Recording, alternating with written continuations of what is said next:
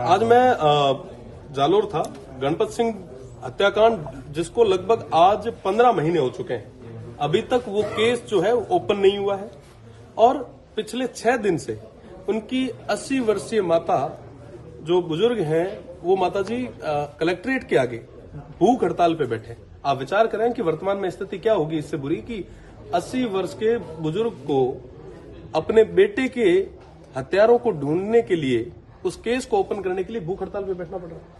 इस कड़कड़ाते ठंड में मैंने उनको पूछा कि आप रात के समय यहीं रहते हैं या घर जाते हैं। वो कह रहे हैं कि मैं पिछले 6 दिन से यहीं बैठी।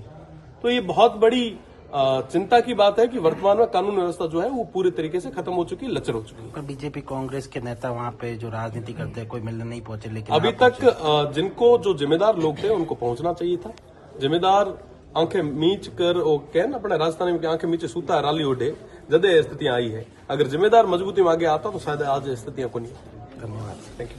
आ रही है बीएलओ को लेकर समस्या आ रही है, किस तरीके की है, क्या क्या आप जाके आए हो, क्या प्रॉब्लम? देखिए, अभी अर्धवार्षिक परीक्षा चल रही है और दूसरी ओर तमाम जितने भी हमारे टीचर्स हैं उनको SIR में लगा दिया गया है। और आए दिन हम सुनते हैं कि किसी टीचर ने सुसाइड कर लिया, कोई हार्ट अटैक से चले गए। आप सोचें कि एक्स्ट्रा जो बर्डन है वो टीचर्स पे डाला जा रहा है। मेरा आपके चैनल के माध्यम से, आप सभी के माध्यम से प्रदेश की सरकार से निवेदन है कि आप BLO एक पोस्ट क्रिएट ही कर लें अलग से। कारण है कि अगर गाय की भी कोई गणना करनी है, पशुओं की गणना करनी है, वो भी टीचर करेगा, लोगों की गणना करनी वो भी टीचर करेगा। सब आप शैक्षणिक गतिविधियों को कम करते हुए गैर शैक्षणिक गतिविधियों में टीचर्स को ज्यादा इन्वॉल्व कर रहे हो। और आज के समय में जो राज के कर्मचारी है वो राज के अगेंस्ट बोल नहीं पा रहे हैं और इसके कारण उनकी आए दिन उनके साथ में इस तरीके से प्रताड़ित किया जा रहा है। तो मुझे लग रहा है कि ये बहुत बड़ी समस्या है। वर्तमान में अर्धवार्षिक परीक्षा को देखते हुए, शैक्षणिक सुधार करते हुए आप BLOs और इन तमाम जितने भी हमारे सरकारी टीचर्स हैं इनको रिलीफ देने की बहुत ज्यादा जरूरत है। SIR को कितना उचित मानते हैं और जो नियम है उनको कितना क्या? देखिए, आप SIR पे काम करें, आप एक एक चीज को स्क्रूटनिंग करें, प्रॉपर तरीके से करें। जाहिर सी बात है कि जो वोटर है, जिनका वोट लगता है, जो सही है, उनको किसी तरीके की कोई समस्या नहीं है। और जो नहीं है या गलत तरीके से जो वोट कर रहे हैं, निश्चित रूप से उनके खिलाफ कार्रवाई तो होनी चाहिए। आप BLO से मिले भी होंगे, कोई समस्या उनके द्वारा रखी गई हो कि ये बहुत ज्यादा मतलब समस्या उनके साथ? देखो, BLOs के साथ में तो बहुत सारी समस्याएं हैं।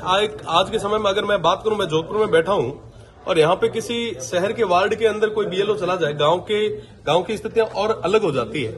अगर अर्बन एरियाज की बात करें तो उनको बहुत सारी समस्याएं फेस करनी पड़ रही है और जिसके अंदर आपको 4-4 बार चीजों को क्रॉस चेक करना पड़ रहा है। उनके पास वो तमाम डॉक्यूमेंट नहीं है। कोई व्यक्ति अगर मिस है तो उन तमाम चीजों को फुलफिल करना उनके हाथ में नहीं रहता। तो कई सारे इश्यूज ऐसे आगे आ रहे हैं। अब परिसीमन भी हो गया है, पंचायत समितियां बन गई है, क्या देखते, किस तरह से देखते इस पूरे डिसीजन को और क्या सही तरीके से हुआ है ये पूरा? देखिए, मुझे लगता है कि वर्तमान में जो हमारे शिक्षक हैं, जो शैक्षणिक स्टाफ है, उनको गैर शैक्षणिक गतिविधियों में इन्वॉल्व कम से कम करना चाहिए ताकि शिक्षा का जो गुणवत्ता, क्वालिटी ऑफ एजुकेशन जिसकी हम बात करते हैं, वो सही तरीके से हो। ग्राम पंचायतें बनी गई है, बाढ़ में सबसे ज्यादा बनी हुई। देखिए, सब जगह ग्राम पंचायतें बनी है, पंचायत समितियों का भी अभी नोटिफिकेशन आया है। जाहिर सी बात है कि कई सारी चीजें जो करनी थी वो प्रॉपर तरीके से नहीं हो पाई है। आज के समय में आप देखेंगे कि कई सारे गांवों को बिना वजह छेड़ा गया है। मुझे लगता है कि उन तमाम चीजों पे वापस विचार करने की जरूरत है।